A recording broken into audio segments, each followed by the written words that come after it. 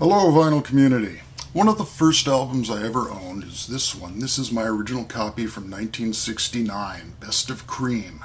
So, was always a big fan of Cream, and just welcomed back into my collection the first solo album by Jack Bruce. I managed to score a beautiful mint condition copy of this original Atco label with the lyric sheet.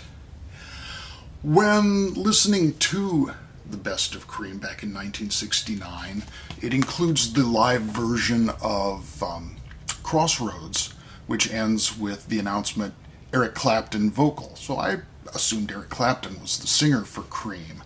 And it wasn't until hearing this album a year or so later that I realized how much of what I loved about Cream was down to Jack Bruce, and this album really brings that out. Picked up a copy of the Supremes' 1969 album, Let the Sunshine In. And this is actually a reissue copy. It has the date of the original issue on the back, which of course is not on the original, and it has a plain printed cover rather than the tip-on type cover. Great cover art by Dean Torrance of Jan and Dean. I had to look it up to make sure it was the same guy. This very Art Nouveau style of graphics, which he's done on a number of album covers. I did not know that he was into that as a sideline.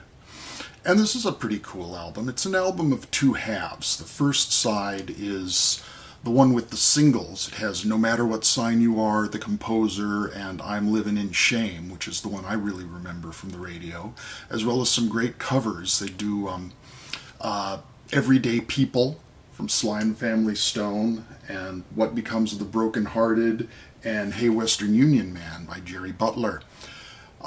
Side 2 includes the title track, the Aquarius Let the Sunshine In medley, which had just been a big hit for the Fifth Dimension, so they must have very quickly put that together in order to get this out on a May 1969 release. The rest of Side 2 is a bit supper club for me, but Side 1 and the title track, it's a nice transition. You've got a bit of the psychedelic sounds. They're held on. There's, hair being covered, and there's some sitar in there, and astrology, and No Matter What Sign You Are.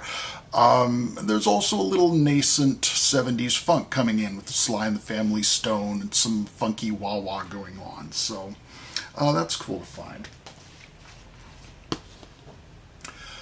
Odetta at Carnegie Hall, fine album of her folk interpretations, accompanied by just double bass and on the last few tracks a gospel choir. This is mono on Vanguard, the old red Vanguard label, and I just absolutely love the cover of this album. It's just, can't argue with that cover. Moving into the prog rock arena, I picked up this compilation by Le Orme, one of the greatest of the Italian prog bands of the 70s and still around in a newer formation. This was released in the USA on the Peters International label. It's a compilation titled Beyond Lang, and it really showcases some of their very best stuff. Heavy on the material from the Contrapunti album, very prog, and if you're into the keyboard-heavy prog sounds, at the time it was very much reminiscent of Emerson, Lake and Palmer. So that's a classic set of their music.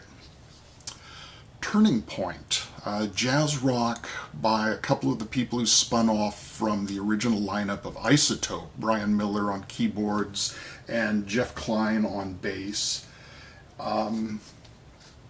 This is on the Gull label.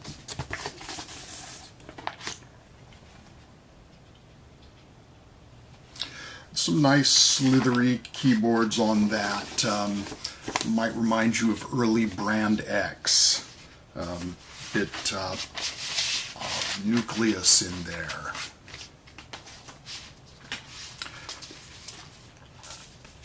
Some very abstract music from Biota, Rackabones, double LP on their own disc label. And this band was originally called the Nemonist Orchestra. I've never heard the very early stuff they did as Nemonist Orchestra. Then they shortened it to Nemonists, and they put out a number of albums, including this one, which was titled Biota. And they would include artwork, because as well as a musical band, they were an artistic collective. So when they changed their name to Biota, they continued in that tradition. And this album does include a little portfolio containing their graphic works. Musically, very abstract. Bits of it remind me of the Residents, the very early Residents. They're using a lot of acoustic instruments that are heavily treated, so it sounds like electronic music without using any actual electronic instruments or synthesizers. Moving into the jazz world, Colin Walcott on ECM, accompanied by the Gateway Trio of John Abercrombie on guitar, Dave Holland on bass, and Jack DeJohnette on drums. This is wonderful. Not all four of them playing together on all the tracks. It begins and ends with tracks featuring all four musicians, and then the rest of the album is duos and trios of various combinations.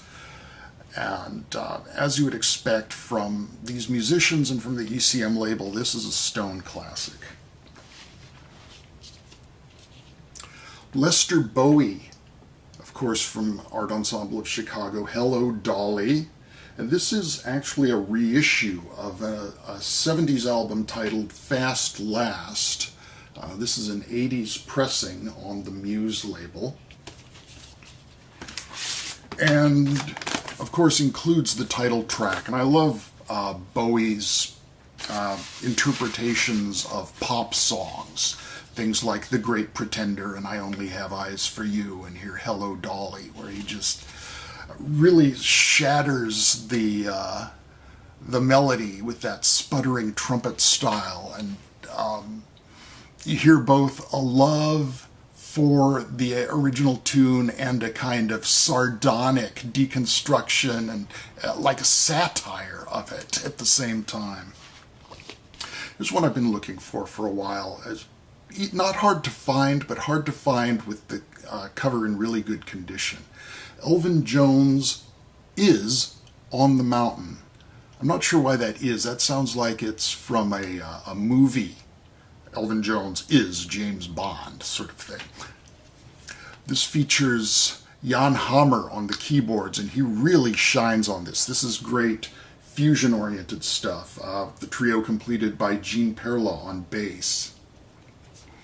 Wonderful keyboards, and Elvin Jones, again, there's somebody you cannot argue with. Elvin was a force of nature. Jimmy Smith, Plain Talk. This is a 1969 release on Blue Note, actually on German Blue Note. But the session is from the early 60s. He's doing, on each side there's one long, funky piece and one medium-length ballad. So he does a long piece called Big Fat Mama and a long piece original, the title track Plain Talk, and then fills out the sides with the shorter versions of My One and Only Love and Time After Time. Love this cover. Anthony Davis, Hemispheres. This is music he wrote for a dance production, and it's as much classical music as jazz. It really begins very much in the classical vein, and you might think that there isn't going to be any jazz to it. In the second movement particularly, it's a 5-movement piece covering the album. There's a lot of really interesting, it gets very propulsive with with different musicians in the ensemble playing in different time signatures. Really great piece of highly composed classical, jazz, minimalist, progressive. Just you could slot this in anywhere because it's so eclectic and so exploratory. This one's very highly recommended if you're interested in the interstices of classical and jazz. Finally, a favorite of mine by Stockhausen Trance. This contains two versions of the piece. One side is live and the other side is studio.